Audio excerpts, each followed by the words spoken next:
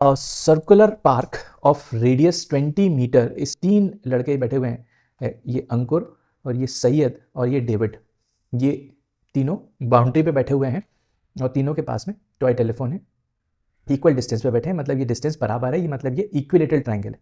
तो equilateral triangle का distance बराबर होता है, तो हम मान लेते हैं कि ये 2a डिस्टेंस है, 2a डिस्टेंस है और बेस भी 2 है। अब आपको क्या करना है, रेडियस दी हुई है और आपको लेंथ ऑफ स्ट्रिंग निकालना है, मतलब ये 2a की वैल्यू निकालनी है। ओके, तो इस ट्रायंगल को, इक्विलेटरल ट्रायंगल को हम सरकम सेंटर्स के कॉन्सेप्ट से हम इसको सॉल्व करने वाले हैं।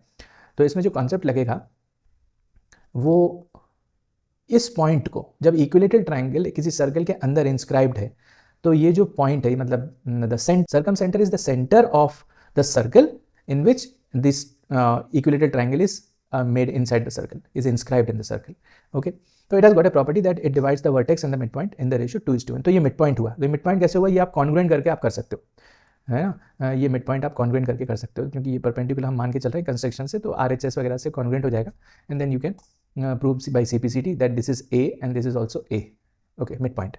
उसके बाद 2:1 का रेशियो, तो 2:1 के रेशियो के लिए हम क्या कॉन्सेप्ट यूज करने वाले हैं कि ये जो SO है डिवाइडेड बाय OP है, इसका रेशियो क्या होने वाला है 2:1, और SO जो है वो रेडियस है, और रेडियस कितनी दी हुई है, रेडियस दी हुई है 20, so 20 upon OP is equal to 2:1, cross multiply करेंगे तो OP की वैल्यू आ जाएगी 10, तो ये जो O से लेकर P तक की जो डिस्टेंस है वो हुआ 10 और ये हुआ 20 upon 10, 2:1।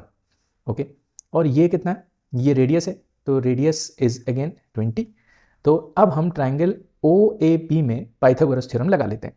Pythagoras theorem in right triangle OAP by Pythagoras theorem. What is hypotenuse? Hypotenuse is 20, perpendicular and base. So a square plus 10 square is equal to 20 square. That is a square plus 100 is equal to 400. तो a square is equal to कितना हो जाएगा 300, तो a is equal to कितना हो जाएगा √300। तो √3 और 100 को अलग कर दो, 100 का रूट होता है 10, तो ये हो गया 10√3। ओके, आपको क्या निकालना था लेंथ ऑफ द स्ट्रिंग, और लेंथ ऑफ द स्ट्रिंग कितना 2a है, 2a, तो length of the string is equal to 2a, मतलब 2 इंटू